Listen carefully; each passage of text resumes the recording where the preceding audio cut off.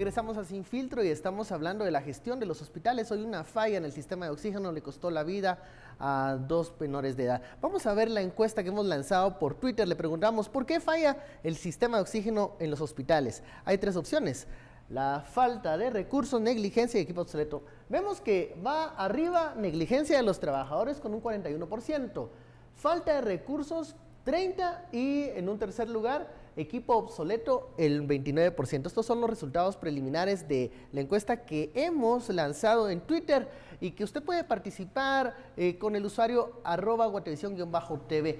Y bueno, tenemos en vía telefónica a la doctora Flaminia Villagrán. Ella conoce de cerca esta realidad de la pediatría en los hospitales públicos y que nos puede compartir algunas de sus impresiones, sobre todo de este sistema de oxígeno que muchas veces pues puede presentar este tipo de eventualidades y también qué reacción le ha provocado esta noticia de los 2 menores fallecidos.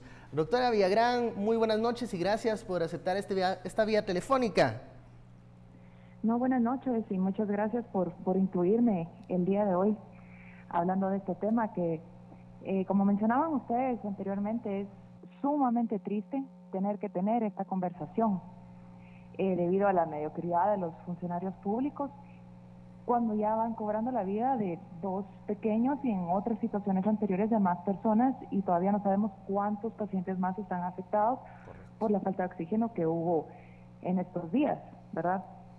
Tenemos un presidente que no se sabe dónde está, un ministro de salud que se pasa inaugurando cosas y saludando, no soluciona problemas. Y el problema para mí, aparte de que ahorita los hospitales no cuentan con fondos, ¿verdad? Esto que sucedió de la falta de oxígeno, es el colmo que un hospital de tercer nivel no se le esté dando el mantenimiento a la base central de oxígeno que suministra a todos los pacientes, ¿verdad? Es algo que la administración tiene que tener en cuenta, que tiene que estarse chequeando periódicamente. Doctora Villagrán, si nos puede explicar a la audiencia qué significa esta atención en tercer nivel y la importancia de un sistema de oxígeno líquido.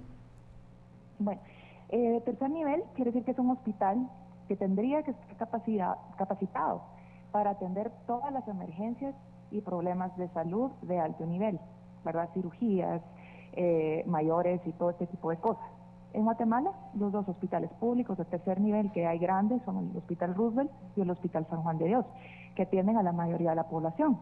Entonces, ¿cómo es eso que en el país, el hospital más importante, ¿verdad?, le sucede esta cosa? Ahora, lo del flujo de oxígeno. Les explico así en corto. Los hospitales tienen un suministro central del oxígeno líquido que se vaporiza, viaja por las tuberías y este oxígeno es el que ya llega a los ventiladores y a los pacientes que requieren de oxígeno, generalmente son pacientes de intensivo. El área de neonatos, que fue sumamente afectada por este problema en el San Juan de Dios, ¿verdad?, que causó la muerte de 2 niños. Entonces se vaporiza y así le llega el oxígeno. Lo que pasó fue que falló el vaporizador y ya no le llegó oxígeno a estos pacientes y fallecieron. Flaminia, buenas noches, te habla Estuardo Zapeta. Sí. En Twitter pusiste unos datos que a mí me sonaron muy interesantes acerca del precio que se paga versus el precio real del oxígeno. ¿Cómo está esa cuestión de los precios? Porque el tweet ha circulado muchísimo en cuanto a los precios del oxígeno. Sí, agrandando, ¿verdad?, este tema, como decía Andrea, ¿verdad?, y del presupuesto de los hospitales. Los directores, muchos de los directores de los hospitales le cobran comisiones a los proveedores y compran suministros sobrevalorados. Wow. O sea, no estamos hablando únicamente de oxígeno, estamos hablando de medicamentos, de suministros para sala de operaciones, de todo el equipo que hay en el hospital, porque presupuesto para los hospitales había, pero si compran todo a un precio altísimo, obviamente no va a alcanzar. Entonces creo que eso es algo que el presidente electo tiene que ver también, porque hablan de conseguir más presupuesto para los hospitales, pero ¿de qué sirve conseguir más presupuesto si se va a gastar de la misma manera? Una eficiencia en el gasto, entonces. Corrupción, básicamente, es una corrupción. Yo también tengo una pregunta acerca de cómo funciona el sistema de oxígeno. ¿Hay como algún tipo de, digamos, de plan B en caso de que falle? ¿Debería de haber una forma en la que, digamos, como por ejemplo las plantas de electricidad, ¿verdad? ¿Existe esto o es también negligencia? Tienen tanques de oxígeno portátiles, que son los que se usan generalmente para trasladar a pacientes, por ejemplo, de rayos X, cuando necesitan algún examen. Pero estos tanquecitos durarán 30 minutos, 1 hora. Wow. Y no hay suficientes tanques para todos los pacientes del hospital que están recibiendo del flujo central del hospital. Entonces, por lo que me contaron ayer mis amigos que estaban de turno, fue que cuando se quedaron sin oxígeno pasaron todos los tanques portátiles a pediatría, porque no alcanzaban para los adultos. O sea, no es negligencia de médicos ni de enfermería, es ya del personal administrativo que tendría que estar pendiente de que el sistema esté en adecuadas condiciones, que se le esté dando su mantenimiento, ¿verdad?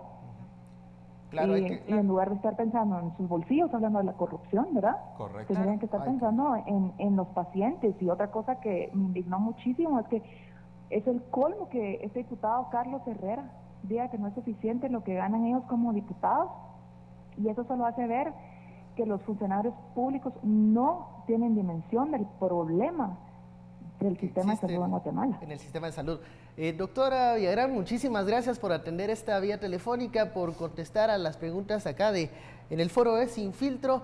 Era la doctora Flaminia Villagrán, que nos cuenta de primera mano que es pediatra, como pediatra y que ha estado en el Hospital Roosevelt y conoce de cerca esta realidad. Al parecer no hay un plan B para ese tipo de emergencias y que también hay un círculo vicioso en las compras de medicamentos y compra de insumos que hace que esto sea más caro. Mira, lo que decía ayer el presidente electo Jimmy Morales, ¿verdad? Que quiera que llegue de ministro, lo primero que tiene que hacer es atacar, es lo que dijo ahorita Flaminia, las comisiones, los sobreprecios. Porque la forma de compra. Ahí es donde está la verdadera corrupción. O sea, el dinero alcanzaría para comprar más, pero aunque se aumente el dinero, si las comisiones suben, van a ser directamente proporcionales a la corrupción. Entonces, no hay dinero en el mundo que alcance si las comisiones siguen subiendo. Bueno, estaban en 35% de las comisiones de compra de medicamentos. Ya se armó una línea ahí en términos del IX. Uno de los principales anda prófugo, Gustavo Alejos. ¿Verdad? Pero eso es en la línea del IX. Ahora hay línea también en el Roosevelt, línea de salud y línea también en San Juan de Dios. ¿Qué del hospital de Quetzaltenango? ¿Qué de los hospitales, digamos, regionales? Ahí también tenemos que ver. ¿Cómo terminar con plazas fantasmas, con este tipo de compras, Andrea? Sí, yo creo que la cuestión, por ejemplo, también de las compras fraccionadas, esa cuestión en la cómo se van comprando y cómo tratar siempre que sea menos de 90,000 quetzales, ¿verdad? Para que entonces se puedan comprar, y entonces eso también tiene que ver muchísimo, no solo con la cantidad de medicamentos que se pueden comprar, porque entonces al ser compras que están ocultas, ¿verdad? Se compran menos porque están a precios mayores, pero también hace que haya ese desabastecimiento. Entonces esa forma de compras, ¿verdad? Las plazas fantasmas que también se dan y todas las redes de corrupción que se han ido descubriendo, que se descubrió, por ejemplo, este año en la cuestión del IX con lo de PISA, eso es un gran ejemplo, claro, ¿verdad? Y ahora también con la cuestión de los medicamentos, con lo de Gustavo Alejos. Y esos, bueno, son como las puntas del iceberg, ¿verdad? No sabemos también qué otras cosas están ahí que no hemos visto. ¿Qué otras estructuras existen debajo de ese mar de corrupción? Bueno, vamos a un corte, regresamos con este tema. Ya sabe, participe con el numeral SF Sin Oxígeno. Volvemos en unos minutos.